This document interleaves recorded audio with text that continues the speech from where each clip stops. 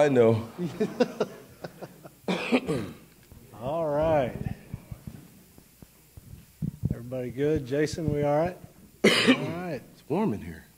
All right. Questions? Here, Kate. Hi, Coach. Can you talk a little bit more about what you look for in an offensive coordinator? You've obviously done well with your last two, but and also, how do you like to work with him in terms of considering your background in offense, meshing with him and some give and take with him, and how do you like that to work? I think it started years ago when I decided not to be the play caller when I got to Houston and what we were going to do offensively, and really sitting down and talking with Dana about his philosophy, where it came from. After leaving the Fiesta Bowl and watching Rich Rod run the fastest tempo I'd seen up to that date, basically said we want to incorporate more run game into what Dana was used to, and then do it as fast as humanly possible. And then it evolved. It did a great job with adding motion and some play action stuff. And so now, people have been around that system, that have been around our system, understand what we're doing, understand the terminology, understand how we implement the offense, and what the basis of it is. So, where we are right now, I think we've got a talented offensive staff, and Cliff did a great job when he was here, when he was at Houston. David Beatty's really the newest addition to our staff, but having been a coordinator before, he understands that. We've actually, during the week, Clarence McKinney and B.J. Anderson really did a lot during the year, most of the run game prep and personnel and things that for the game plan, and then David and Cliff and Clint Kubiak actually did a lot with the passing game, and it's all putting together. And when you have I think Cliff did a great job of organization during that time and the action during the game. But our guys have been around it. As I said today, David and Clarence are really spearheading this deal. But BJ's always been the run game guy as the line coach, and the pass protection sets the protection. So we work together the same way. And right now our guys are doing well. David moving over and being in the quarterback room, and Clint Kubiak really right now, who's done a really fine job has been coaching the inside receivers the whole year with David on the outside. Now he's got more flexibility with the receiving core, and has done a fine job all year. So we're not in a hurry to hire another coach. We're not going to change what we're doing before January 4th. So anybody that we brought in here from the outside would have to learn what we're doing, not us learn what they're doing by January 4th. That just doesn't make sense to me. To the back, Courtney. It doesn't seem like, even with the loss of Cliff, that it slowed down recruiting at all. And I think today is proof of that with all the midterm signees you guys had. Can you expand on that and the caliber of recruits that you guys had and the impact that these guys are going to make next year? Yeah, I think, everybody's giving us a hard time. I saw somebody's there was a big joke on Twitter today that I had hired Houston Nutt as our recruiting coordinator. You guys think that's hilarious, don't you? Yeah, I see you laughing. It was probably you put it on there. With the number of signees, what we have is, but people are figuring out finally, is that we've got a number of mid-year signees and a number of spots that are open.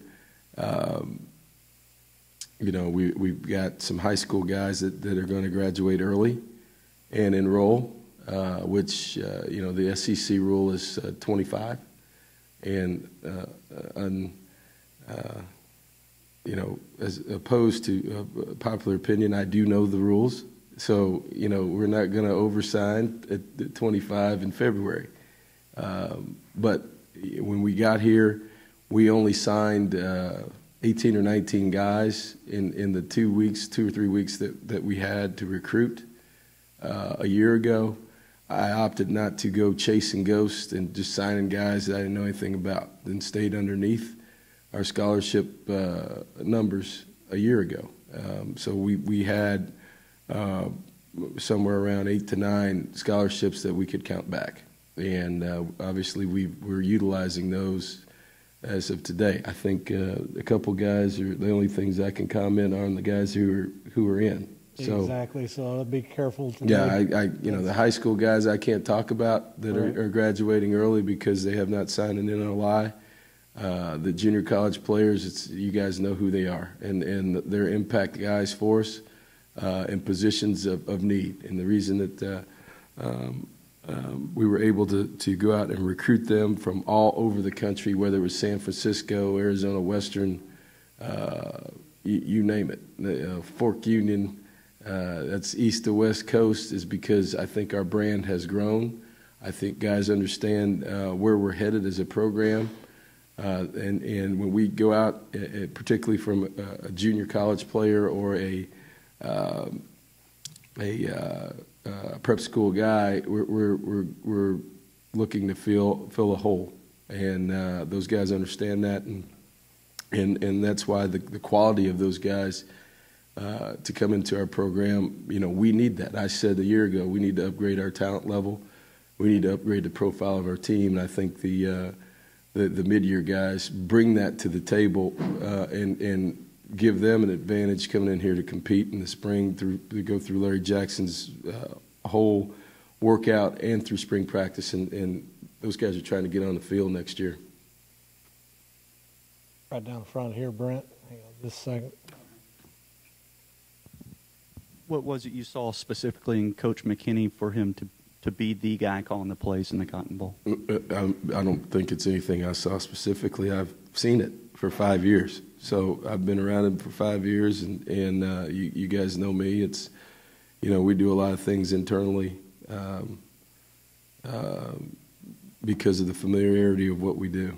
And like I said, there's a lot of things that go into decisions like that. And like I said, we're not going to change what we're doing up until, we play January 4th. So anybody who came in here would have to learn what we're doing anyway.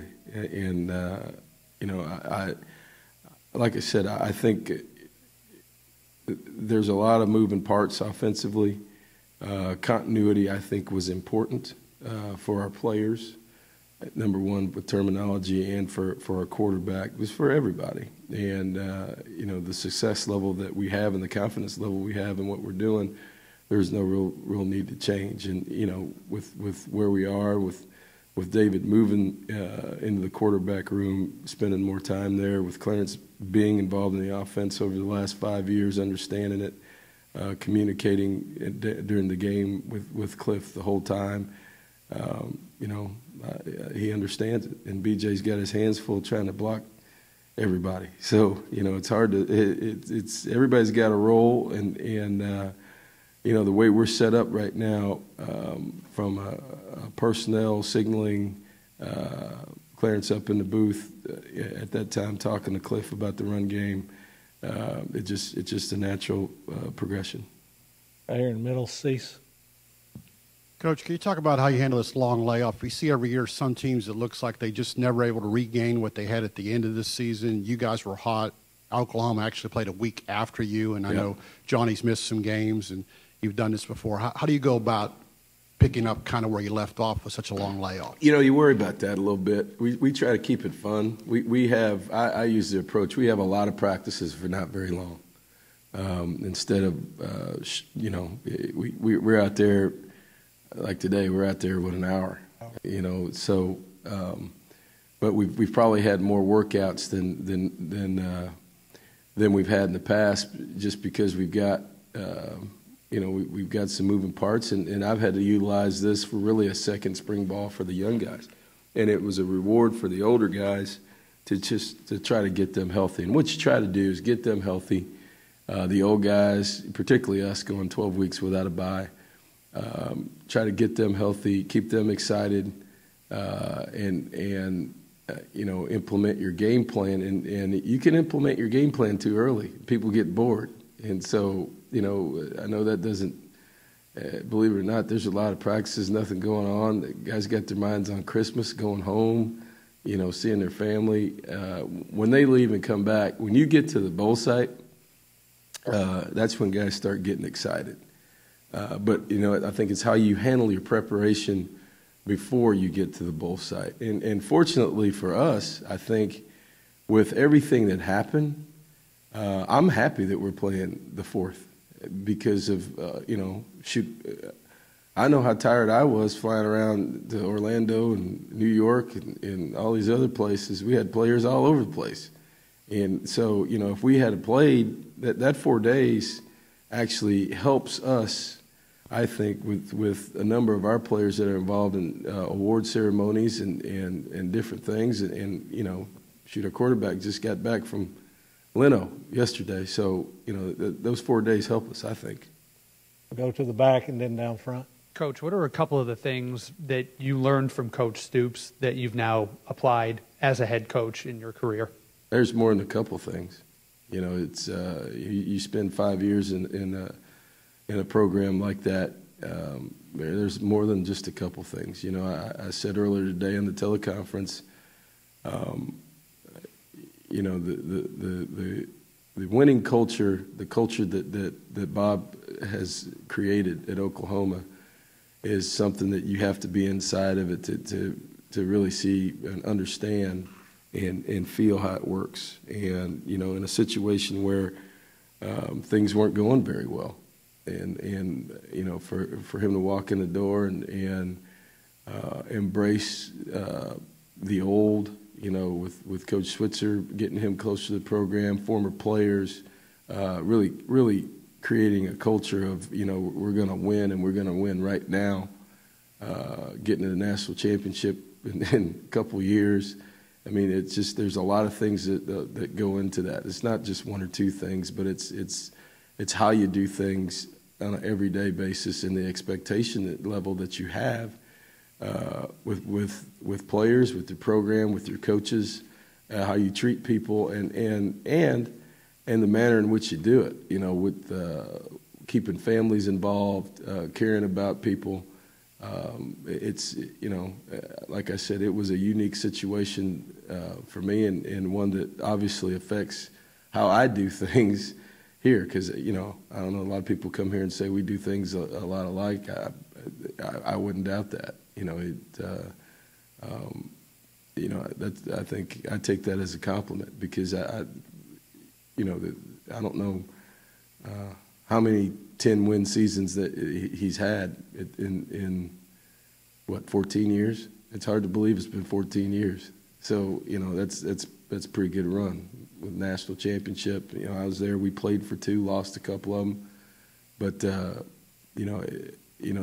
that's a tremendous experience for me. Not only me, but my family too, because of the atmosphere that he created, not just amongst the players, the coaches, but the coaches' families. Down front here, Olin, then we'll go to Brent. Coach, a lot of times you hear the coaches say for the bowls that during practice is when they get a lot of action for the guys who haven't played a lot and younger guys. Is that what you're going to do, or are you approaching?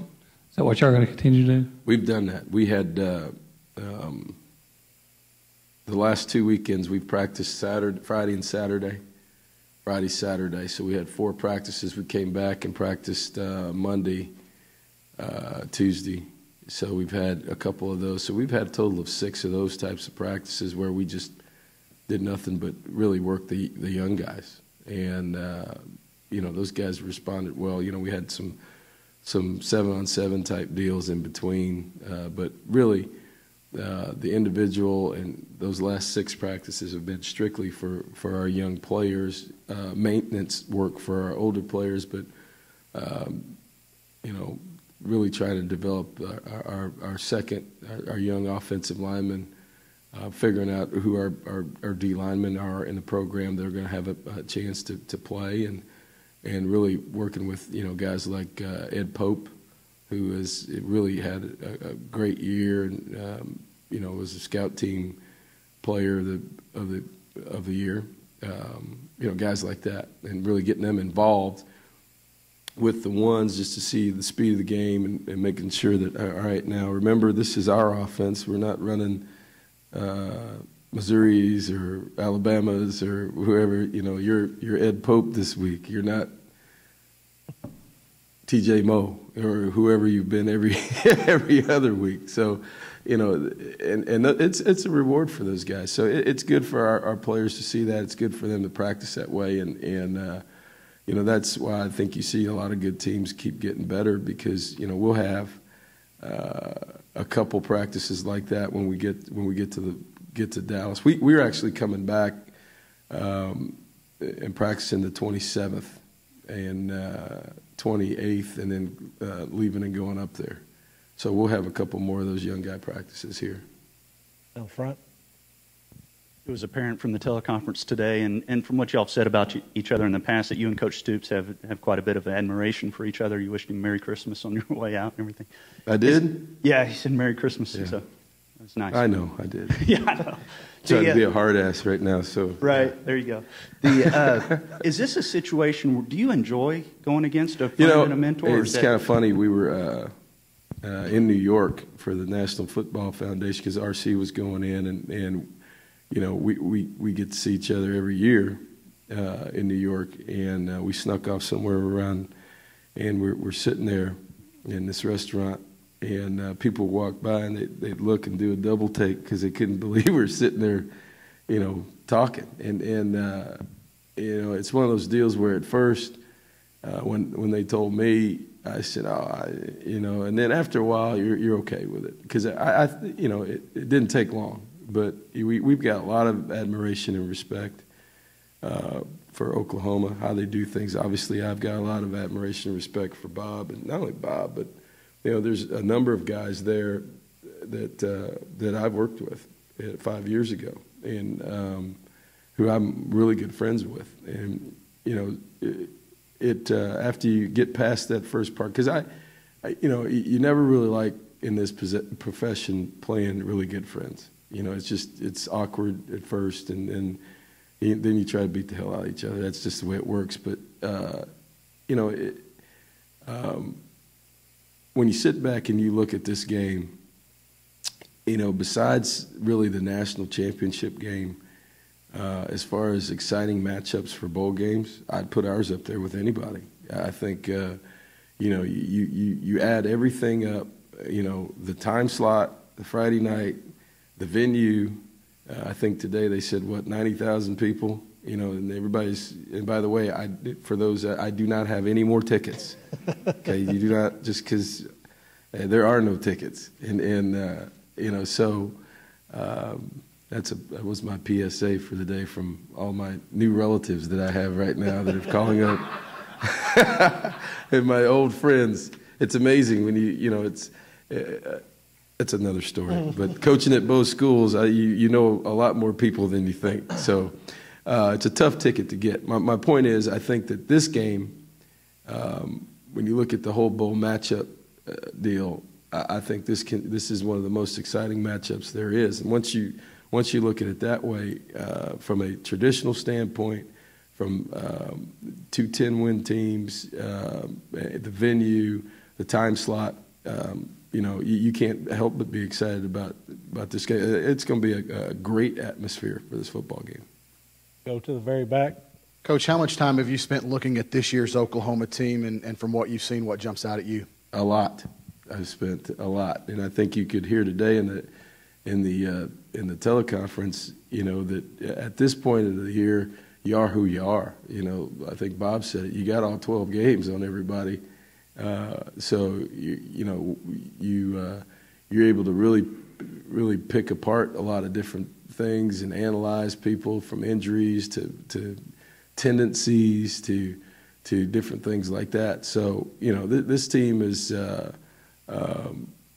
another very, very talented, explosive team offensively. You look at the perimeter, the addition of the two transfer wideouts. I think you watch what they have done as the season unfolded. Those guys are impact guys, and Landry has found the ability to get the ball to him. Another big offensive line. Defensively, their back end, I think, is as good as anybody's. They got some guys back there that can cover. They got some guys that can run and tackle. And because of that allows them to be able to play a number of schemes back there with primarily when you have those kind of guys, you can play man to man. They've got the guys in the back end to do that. On the front here. Kevin, if I can switch gears for just a minute and ask you, how hard is it to find this balance to do what it takes to be a good coach and a good dad? Is it difficult to be both of those, especially it's at hard. this time of the? But you heard I was in some little town last night watching my daughter play basketball. No, I did not hear that. But and I was in Thorndale last night I snuck in there to get to see her play basketball last night. And for the first time this year, I've been gone, and they're in the middle of basketball season. So she's at College Station High, the new high school. So I jumped in the car, drove an hour and 15 minutes or whatever it is at Thorndale, and got to see a whole half of basketball last night, which was pretty cool. It's hard, it's hard. My wife does a great job. She's been around it a bunch, and the recruiting part of it, she's been around, and it's like the old adage, the other part about New York and award shows and all those things, that means that you're winning, and that comes with the territory. So, it's not my wife's first rodeo. She understands it. I think as the kids get older. Particularly my girls are in high school, it becomes a little bit tougher, but we communicate. I get to take them to school, talk to them all the time, and the last couple of weeks have been a little bit more difficult, but now we're just as I told these guys out here, it's kind of like pro football right now. School's out, they work out in the morning. We got practice at 2 o'clock. We got meetings from 12 to about 2, and then they're having dinner, and then they're back out. And without school being here and some other things, I don't have as many things to do administratively, and I think that has allowed me to be more involved in football, and obviously more involved in my family right now. Over here, Kate, and then down front. Speaking of pro football, Luke Jokel and probably a couple other guys will have a decision to make at some point about the NFL sooner than later. I don't know if you guys can put that off until after the bowl, since it is a January bowl. But when it is time to deal with it, what's your approach when you have guys making that decision? And what if you weigh in? Do you get involved or? Yeah, sure. We've been through this a bunch, and we've actually had an advisory session here the other day with our seniors, and also, with the 3 juniors you're talking about, and my role is to provide them with as much factual information as possible as I can get my hands on, not stuff you read on. And now, don't take this wrong. Not stuff you read in the paper or see on ESPN, but actual factual information that will be presented by the NFL. As we send that, we've sent those requests into the NFL.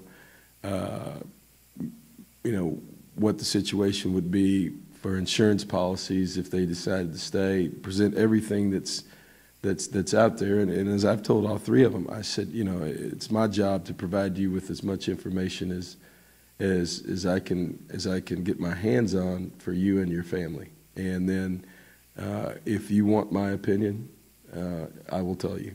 And I think I've been up and down both ways. In Oklahoma, this was an every year deal when I was there. Between Mark Clayton played himself higher into the first round, decided to come back. Tommy Harris, it's time to go. Adrian Peterson, time to go. Other guys played themselves from low first-round picks or the projection, the television projection was not the projection that was you got back from the NFL. And so guys played themselves solidly into certain positions. So, those discussions are ongoing at this point, and what we're doing is providing their families and these guys with as much information as possible. And, I think that's our role. And as I've said before, what that means is to have that discussion as a junior means that you're playing at an extremely high level. And,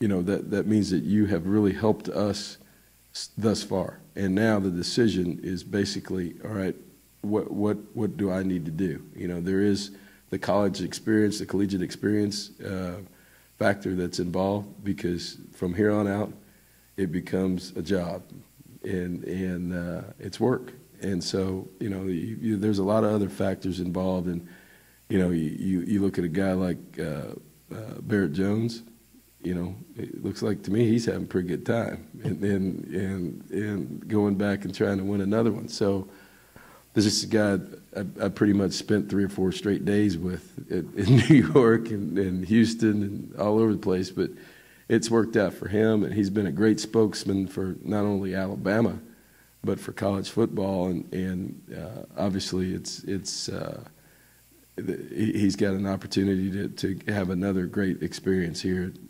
Had a great experience this year, and have another, cap it off with an even better one. Down front here.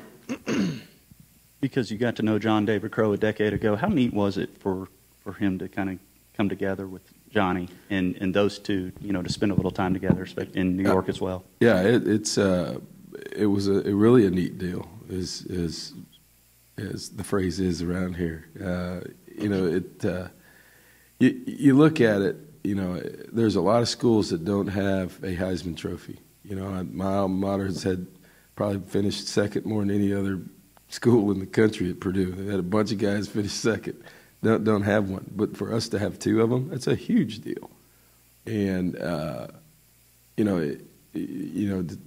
have 2 guys and to have them alive and be able to sit there and shake hands and you stand back in that room, and there's a lot of Heisman Trophy guys in that green room at the gala,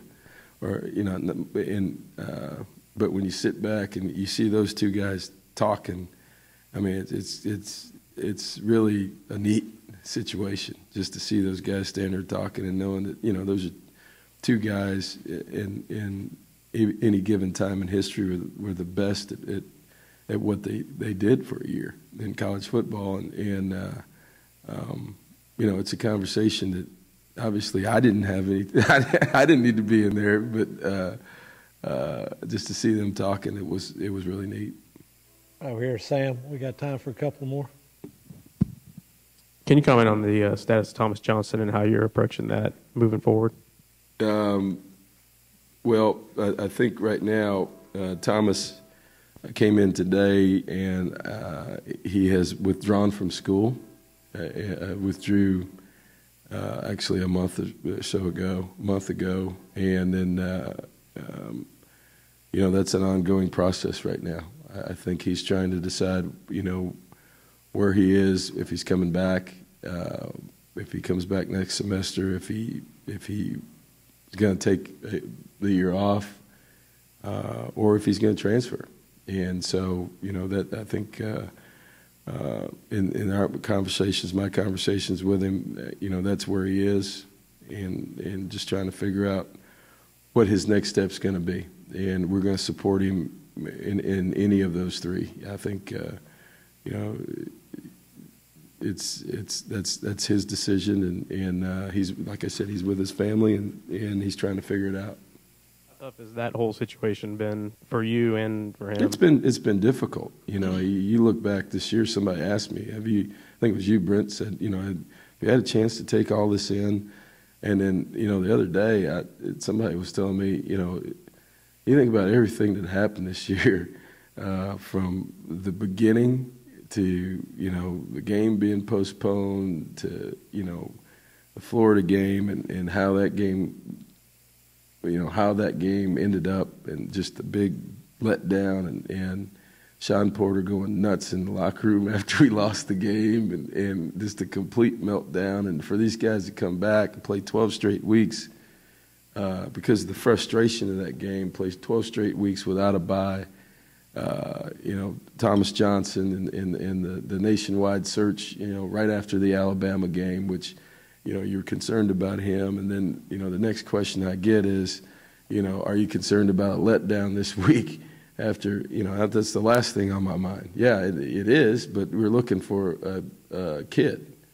And there's just a number of things that happen, and I think it gets back to leadership on this football team and how the seniors really bought into what we were trying to get done, and week after week after week continued to play at an extremely high level, and regardless of the things that were around them, and that says a lot about the core of this team, and to go on the road, what was it?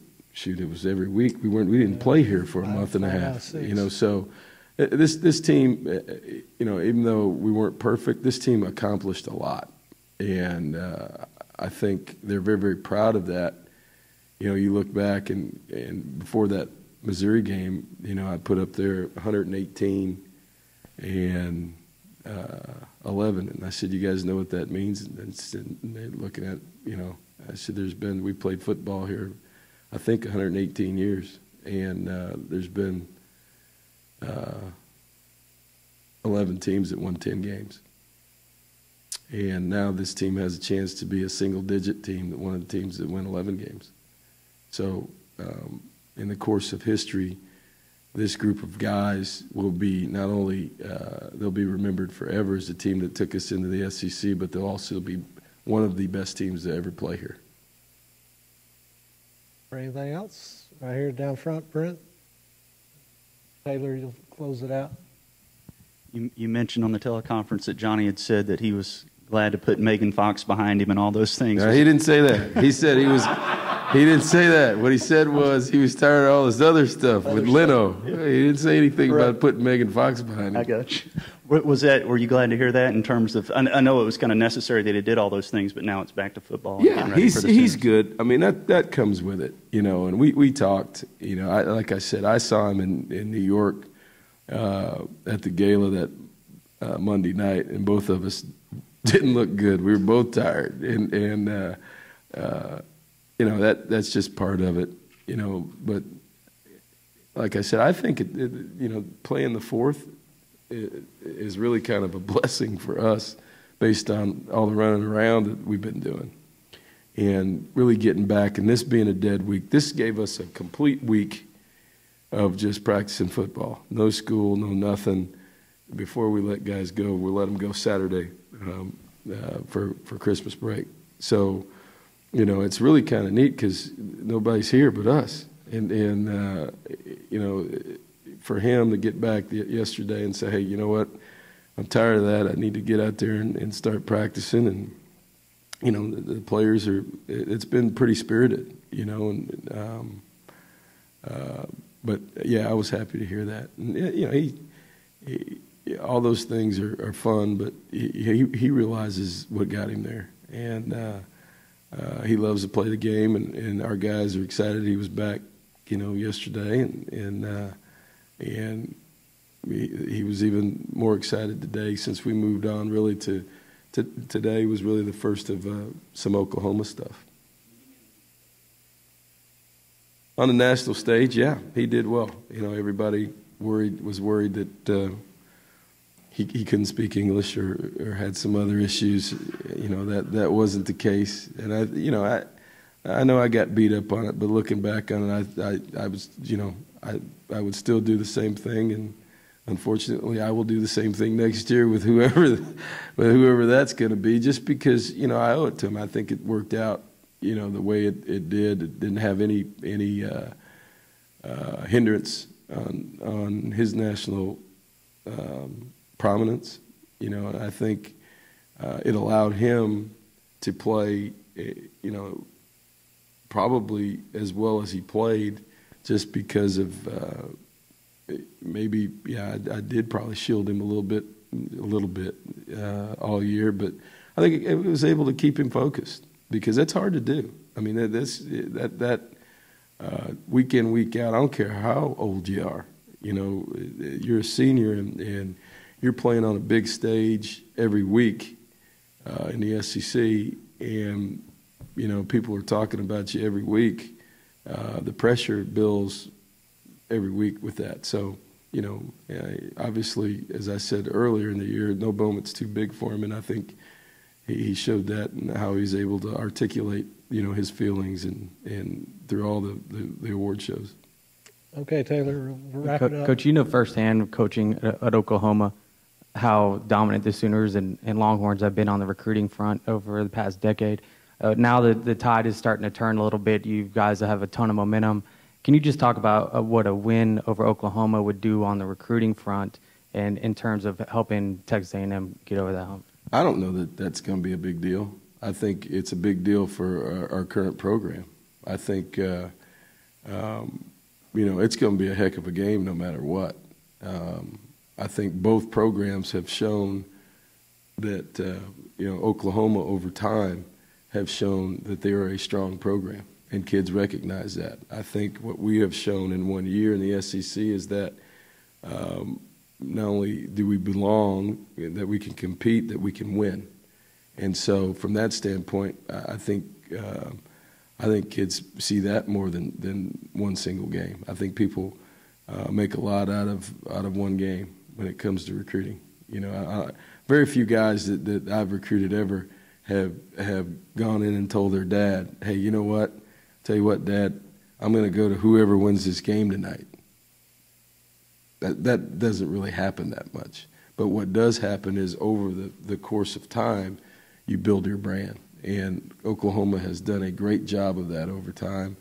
And, you know, we're trying to catch up quickly. And I think, you know, us being in the SEC and having a strong year has built our brand very, very quickly. And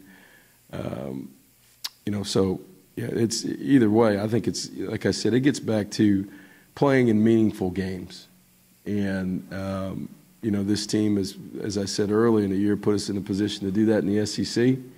And, you know, that's what brings you to January 4th and playing Oklahoma in the Cotton Bowl. And that's why that game becomes meaningful, because it's because of the atmosphere, because of everything that's there. But it's still going to be a great venue and a great game. All right, Coach. Appreciate your time. We're good? Yes, sir. Thanks. All right. Thanks, guys. Media types, we've got a few notes over here down front if you need.